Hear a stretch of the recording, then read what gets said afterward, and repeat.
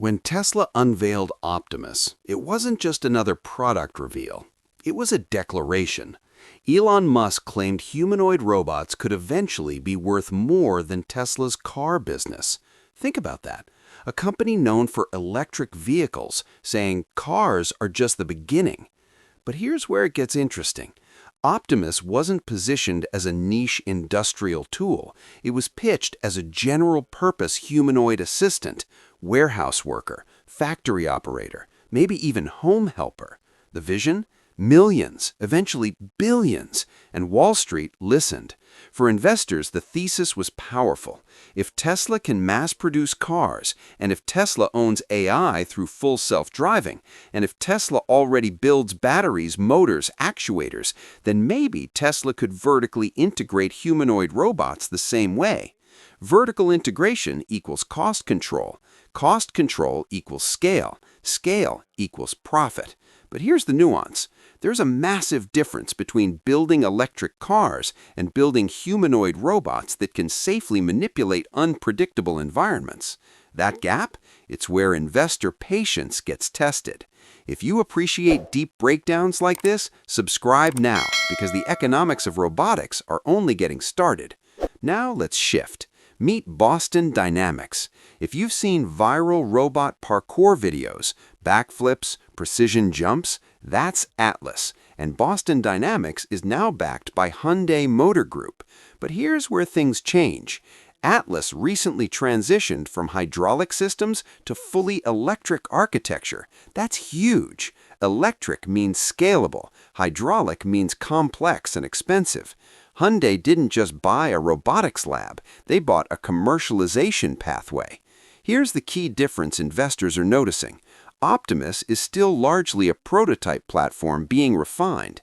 Atlas is being integrated into an industrial ecosystem. Hyundai plans deployment inside manufacturing facilities. There are roadmaps targeting tens of thousands of units annually by 2028. Now this is where things get interesting.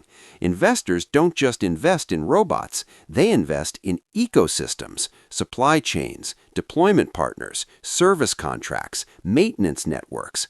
Atlas isn't just a robot, it's becoming infrastructure. So why are some investors reallocating attention? Not because Optimus failed, but because timelines matter.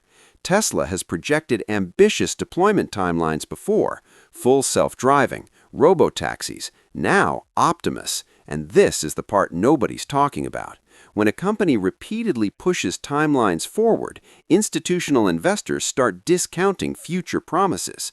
It's not hostility, it's risk management. Let's break down profit pathways. Tesla's strategy: general-purpose humanoid at scale, lower cost through vertical integration, eventually consumer plus industrial markets. Atlas strategy: industrial-first deployment, focused use cases, factory integration, gradual scaling. One is moonshot, one is industrial rollout. Which model attracts more conservative capital? Usually the one generating revenue first. But here's the twist. Moonshots create exponential upside. Industrial rollouts create steady cash flow. Investors are now splitting between those two philosophies. Now this is where things get interesting. Tesla argues Optimus benefits from Tesla AI, the same neural network stack used for autonomous driving. Atlas leans heavily on robotics-first expertise, decades of manipulation and mobility research.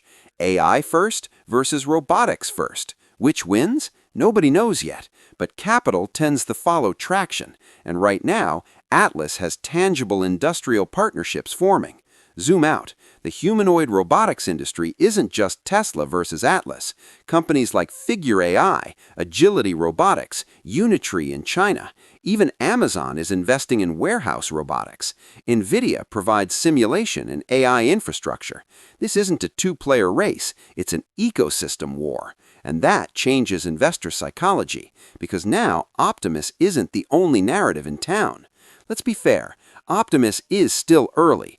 Tesla has massive manufacturing expertise, gigafactories, supply chain leverage, capital access. If Optimus reaches production scale, it could undercut competitors dramatically. But here's the counterpoint.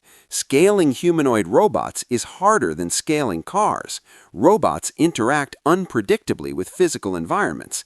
Edge cases multiply. Safety risks escalate. The leap from demo to deployment is massive. So are investors abandoning Optimus? Not exactly. They're hedging, allocating, diversifying. Atlas represents near-term industrial credibility. Optimus represents long-term AI-driven disruption. And now capital is spreading across both, but with increasing caution toward timelines. If you're still watching, you understand something most headlines miss. This isn't about which robot does better backflips. It's about which business model survives first contact with reality. Subscribe now, because in the next section, we're going deeper. We'll break down production targets, cost per unit estimates, AI stack differences, and why Hyundai's ecosystem strategy may change everything. And then we'll hit the controversy spike, because the real reason capital is shifting isn't what most people think.